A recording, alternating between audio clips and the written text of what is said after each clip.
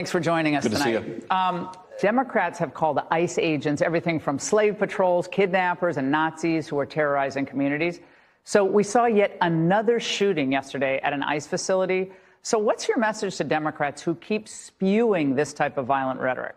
Well, it's to look in the mirror and stop this craziness, or you're going to get somebody killed. In fact, I think a lot of them already have gotten somebody killed, namely my friend Charlie Kirk and a number of other folks as well.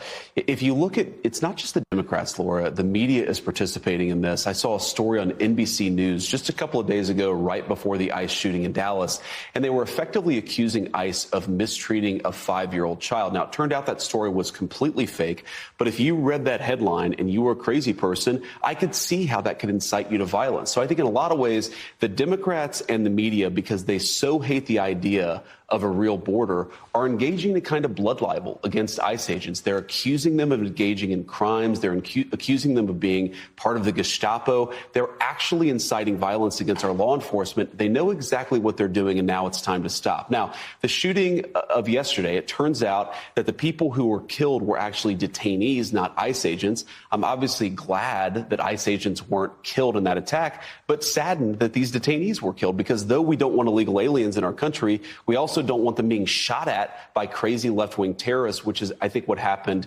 yesterday in Dallas. So all of this should have the left stepping back and saying, how can we actually contribute to a more reasonable conversation? Yes, we can criticize JD Vance's and Donald Trump's views on immigration, but we're not going to attack the law enforcement with libel and lies. We're going to make this a reasonable policy disagreement. I think that's how you tone down the rhetoric. Unfortunately, the Democrats show no willingness to do that. But again, if they don't stop, they're going to get more people killed.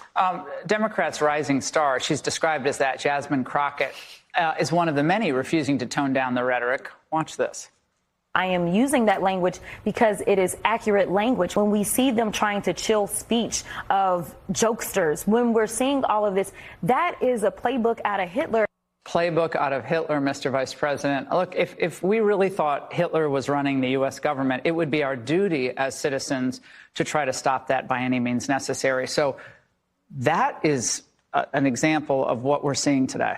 Well, that's exactly right. And a reasonable response to fascism, to Nazism, would be violence, right? So what they're saying effectively is that you should engage in violence because the regime, using Jasmine Crockett's words, are so bad. Look, this is obvious. They're obviously using the kind of rhetoric that turns the dial up to 10. They're trying to make this, they're trying to delegitimize our entire political worldview. But in the process, I think that they're motivating at least some crazy people to go out and commit acts of violence. And again, Laura, I'm a big boy. Criticize my views on immigration policy all you want. Criticize the president. Criticize our administration.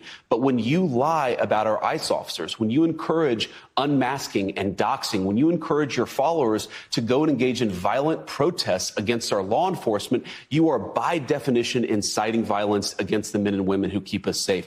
That's what really worries me. It's not the criticisms of me. It's the criticisms of the people on the ground who are just doing their job. They're trying to keep us safe. They're trying to enforce our border laws. And they are being treated by terrorists by the Democrats and leadership in Washington, D.C. It's disgraceful, but more than that, it is inciting violence against our police officers, against our ICE officers. It's just got to stop. They're going to get more people killed. They've already gotten people killed. It's got to stop. On a cultural touchstone, which also seems to be having a lot of political implications, is the Jimmy Kimmel issue. His second night back on the air, he called Donald Trump a bully. For those who think I go too hard on Donald Trump, to the point where there are still a lot of people who think I should be pulled off the air for making fun of Donald Trump. So I want to explain. I talk about Trump more than anything because he's a bully. Donald Trump is an old-fashioned 80s movie-style bully.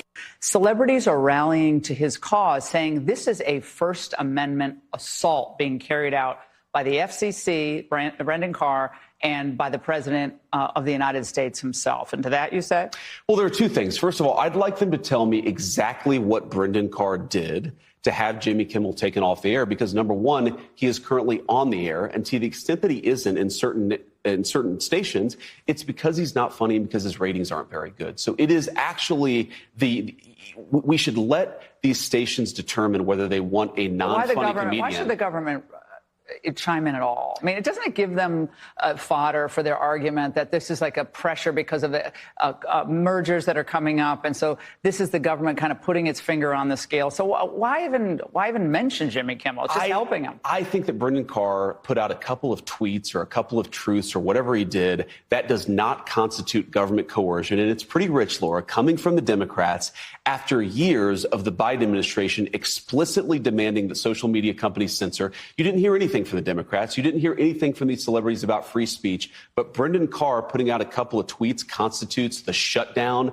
of Jimmy Kimmel's free speech rights. It's preposterous. There's something else that's important here, Laura, which is that these broadcast companies, ABC, NBC, CBS, they enjoy the public airwaves because they serve the public interest. So I actually think that we should be having a conversation about whether these companies are serving the public interest. That's actually totally separate from the Jimmy Kimmel issue because nothing happened to him. He's currently on the air, and to the extent that he's not, it's because advertisers don't like him because his ratings aren't very good. Well, he didn't apologize. Would it matter if he did? I think it would matter. Actually, I'd love for Jimmy Kimmel to apologize to Erica and to all of the people that he slandered. He tries to say that he told a joke.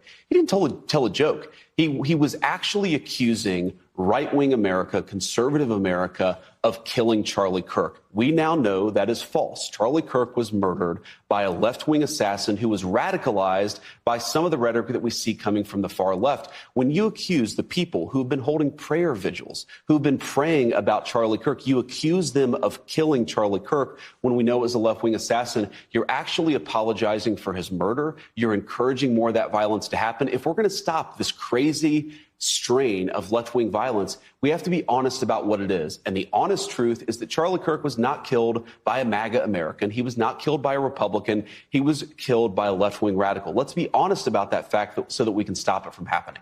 There were disturbing flyers found on Georgetown University's campus yesterday, put up by a leftist gun club with the phrase, "Hey, fascist, catch," which was the same engraving on the bullets near where the assassin was who killed Charlie. So what is your reaction to this? And is there a role that the federal government can play with these universities, given what's being done to perhaps incite violence against conservative speakers or conservative students or the few conservative faculty on these campuses? Well, first of all, as a basic policy issue, if you are using federal dollars to incite violence against conservatives, you're not going to get those federal dollars anymore, and we're looking at that right now. So Georgetown needs to make sure that it's actually making it safe for everybody, whether they're liberal or conservative, to express their views. If you're promoting and encouraging violence, I think you're by definition violating the contract you have with your students. You're violating the contract that you have with the American public. Let's step back and just appreciate this. Okay, to engage in an act of political violence, of course, there's the person at the top of the pyramid who's pulling the trigger. That's the person that we're prosecuting. That's the person that we're going after that has to see justice. But there's also all the people who apologize for that violence. There's the people who celebrate for that violence. There are the people who fund the networks that actually encourage and promote that violence. We really have to dismantle the entire network of left-wing violence in this country. What are we doing to do that, though, Mr. Vice President? A lot of conservatives are frustrated. They feel like the administration might be dragging its feet on this. Antifa is just one organization. There are many out there. But people want to see people go to jail for this. Well, first of all, people will go to jail for this. But the President of the United States has made very clear we're taking a whole of government approach to this. We're looking at the funding networks. We're looking at the people who are inciting violence. We're looking at the people who are promoting and encouraging violence. That takes time to do it the right way, Laura. We're going to make sure that we do this the right way. With First Amendment concerns. Of course, you have to protect people's First Amendment rights. You have to protect people's free speech rights. But the First Amendment does not protect imminent incitements to violence. If you are actively promoting your fellow man to kill other people, that is not protected by the First Amendment, and we have to be clear about that. We have to go after that stuff. But